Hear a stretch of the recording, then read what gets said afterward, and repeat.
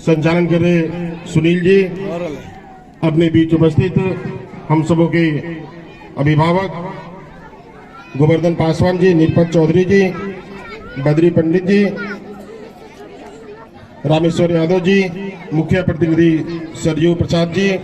उप मुख्य प्रतिनिधि दुलारचंद जी, राजकुमार जी, अजय जी, जतघगरा साहेब मथुरा जी, राजेंद्र जी, रामविलास जी, कैलाश ठाकुर जी, जितेंद्र पासवान जी, मनोज यादव जी,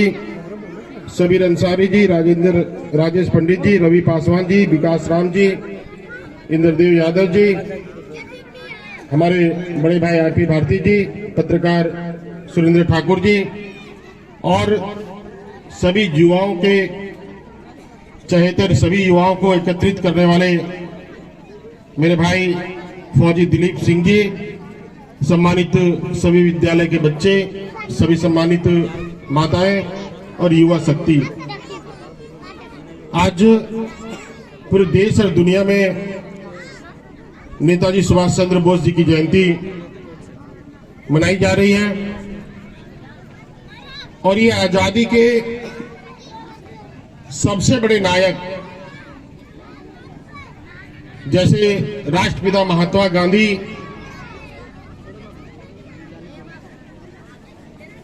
अहिंसा के प्रतीक थे, वैसे युद्ध के माध्यम से हम कैसे अपने देश की आजादी को ले, उसके सर्जन नेता नेताजी सुभाष चंद्र बोस थे। नेताजी सुभाष चंद्र बोस काफी पढ़ने लिखने में तेज थे और मेधावी छात्र थे।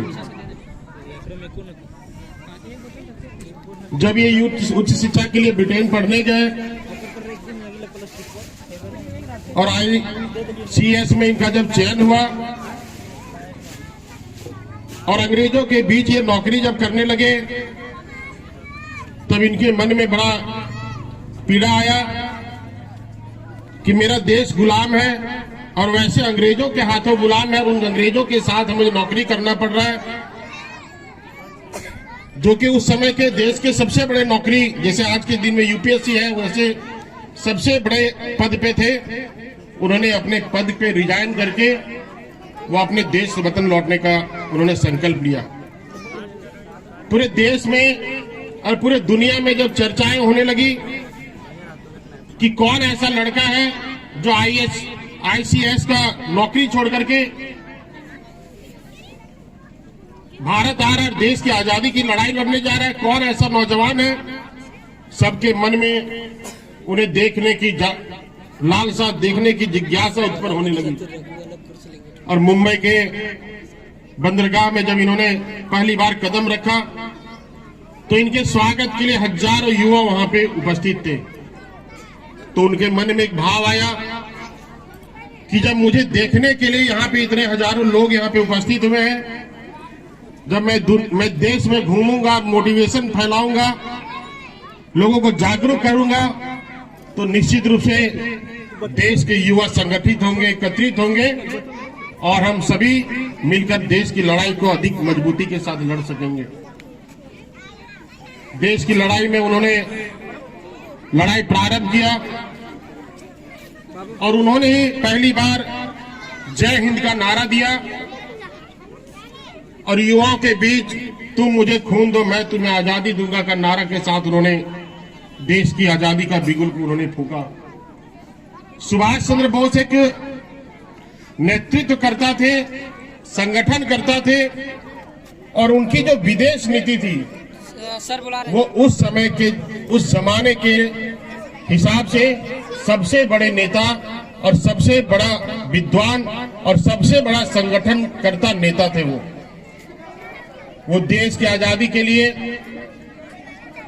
जब देश की आजादी हमें 1944 में आधी आजादी देने का प्रयास कर रहे थे अंग्रेज, तो मैक्सिमम नेतृत्व मानने के लिए भी तैयार हो गया था कि कम से कम अभी इतना तो ले लो। जैसे केंद्र शासित प्रदेश रहता वैसा जब प्रस्ताव अंग्रेजों का आया तो सबसे पहला अगर विरोध करने वाले को महापुरुष हुए तो नेताजी सुभाष चंद्र बोस हुए।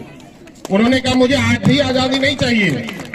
मुझे आधी आजादी दे करके आपकी गुलामी मुझे नहीं चाहिए। मुझे जब भी चाहिए तो पूरी स्वतंत्रता चाहिए, पूरी आजादी चाहिए, अपना गणतंत्र चाहिए, अपना गणराज्य चाहिए।